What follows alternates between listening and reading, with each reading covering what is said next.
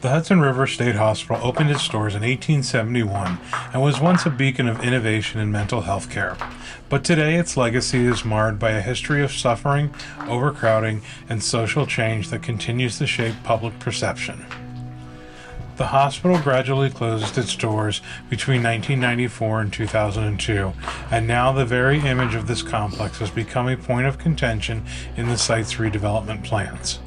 In this video, we're diving into the fascinating yet troubling history of Hudson River State Hospital and how its now controversial past is being erased in its transformation into a modern residential and commercial complex. Designed by architect Frederick Clark Weathers, the Hudson River State Hospital featured Grand Victorian Gothic and Renaissance Revival architecture. The campus, which spanned 200 acres along the Hudson River, was landscaped by Frederick Law Olmsted and Calvert Vaux, two of America's most famous landscape architects. But what made this hospital unique wasn't just its impressive design. It was built when the mental health care system was shifting away from cruel, prison-like asylums towards more compassionate model, thanks to reformers like Dorothea Dix and Thomas Kirkbride.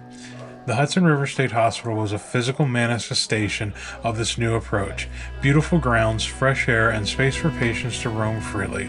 Patients could enjoy activities like bowling, gardening, and even visiting an ice cream parlor, intended as part of the therapeutic experience. The main building, the Kirkbride, became a symbol of philosophy with separate wings for male and female patients.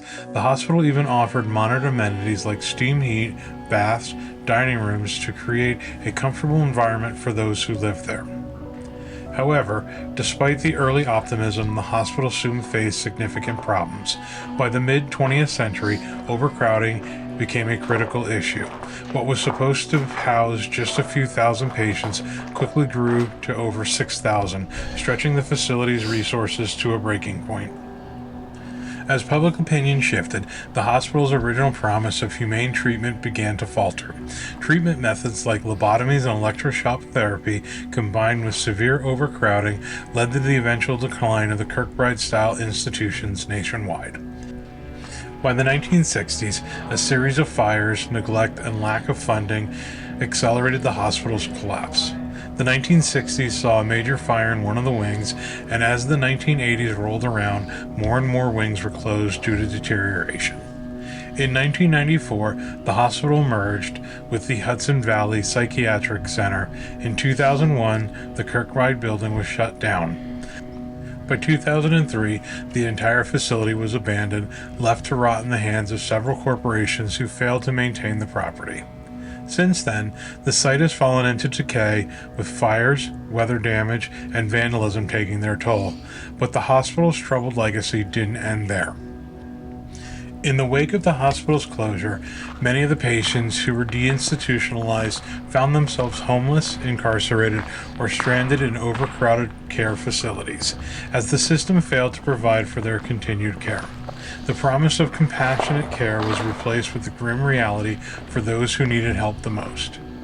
In 2005, New York State sold the Hudson River State Hospital property to Hudson Heritage, a development company that planned to turn it into an upscale commercial campus.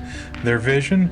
A sleek mix of luxury apartments, retail spaces, and even a hotel, complete with preserved elements of the historic Kirkbride building.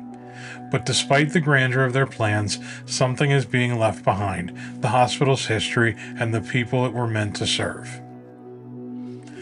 While Hudson Heritage promises to preserve the iconic Kirkbride building, much of the hospital's history, especially its troubling legacy of abuse and neglect, is being sanitized. The redevelopment, with over 750 residential units and 350,000 square feet of retail space, seems to completely overlook the struggles of the patients who once lived there. The company has already erased much of the hospital's past from its promotional materials, focusing instead on the shiny new facade of luxury living. So as the Hudson River State Hospital is reborn into a modern complex, we're left to ask, can you truly escape a place's history, or will the forgotten voices of those who suffered here continue to haunt the new development?